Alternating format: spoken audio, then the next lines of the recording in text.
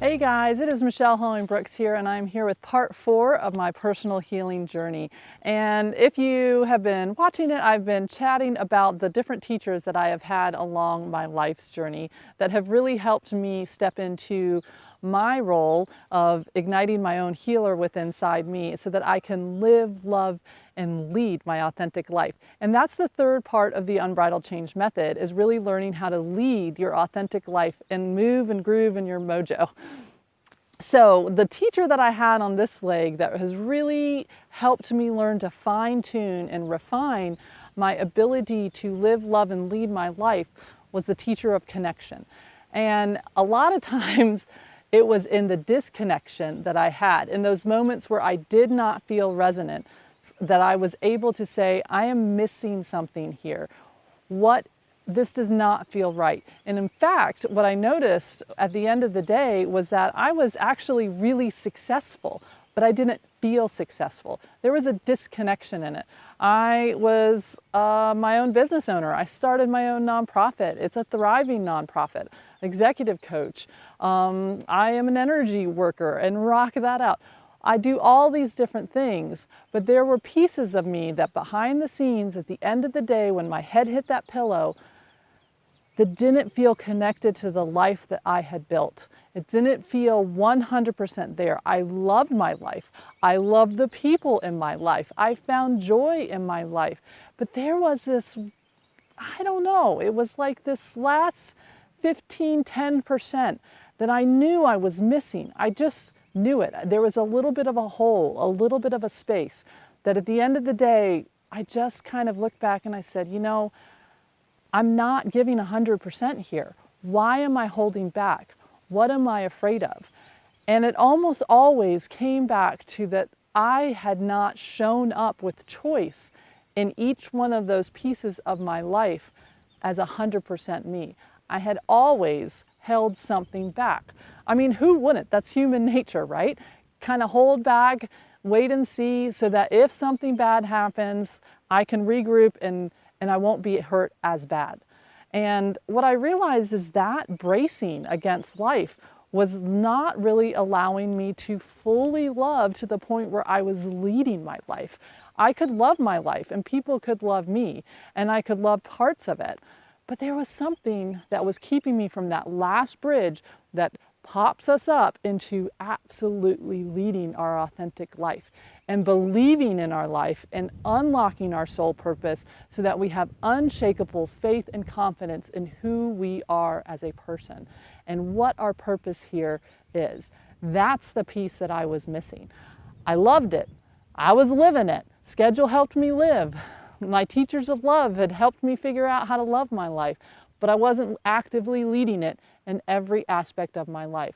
And so my job in this stage, and the job that we work with our clients, is to really fine tune it, to refine it. Say, okay, you know what, we've got like on a scale of 1 to 10, we're at like solid 8s and 9s and maybe a few 10s across the board. How do we take it that next step and get to solids, 9s and 10s? Even if it's not like, oh, I have a yacht somewhere or something like that. How can I still feel that satisfaction of a 10 in my life? And so that's what we work on here.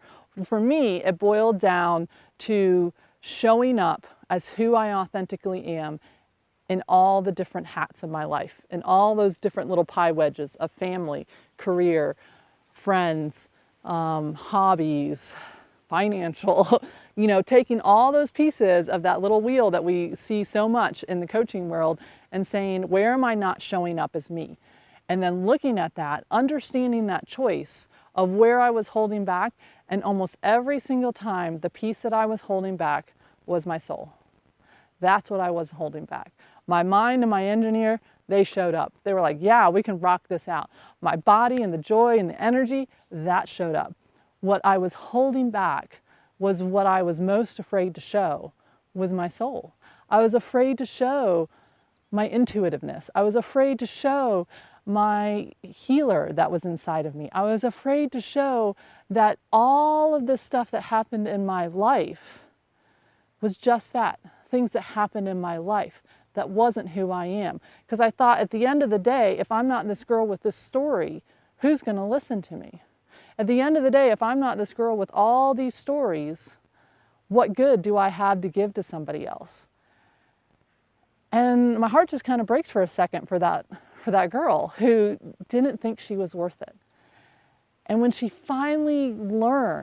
I finally learned that I was worth it just for me, who I am right here in this moment, all the good, all the bad, all the work in progress pieces of me, those pieces I can lead into my life and search for the moments of connection.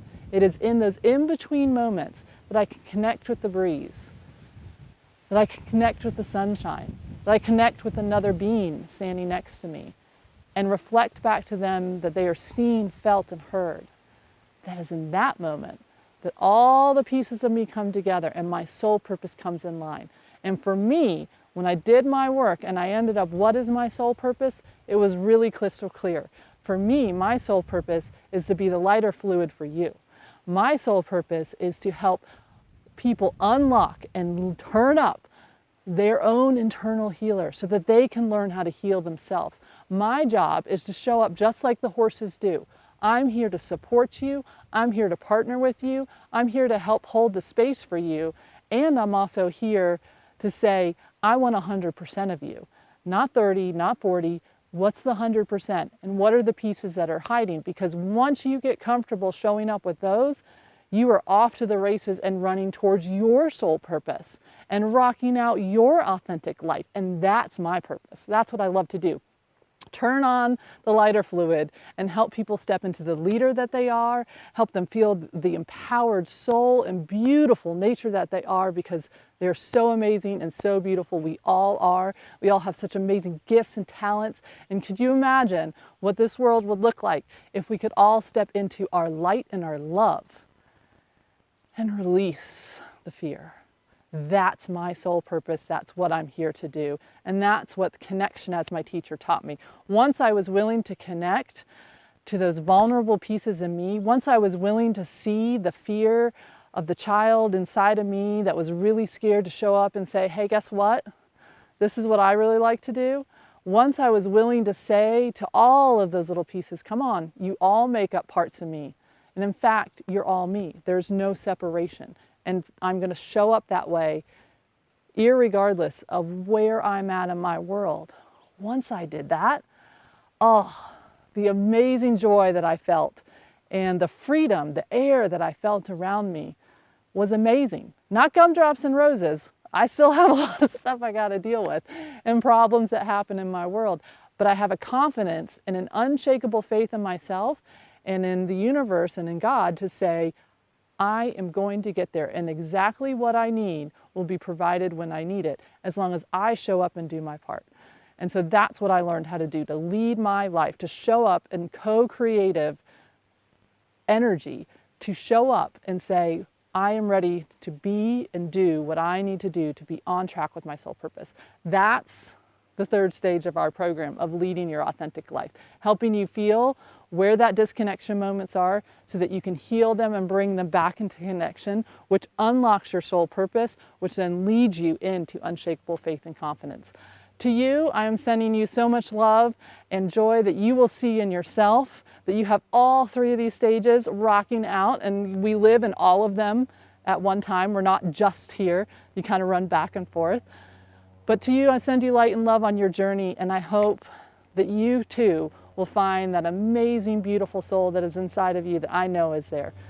See ya.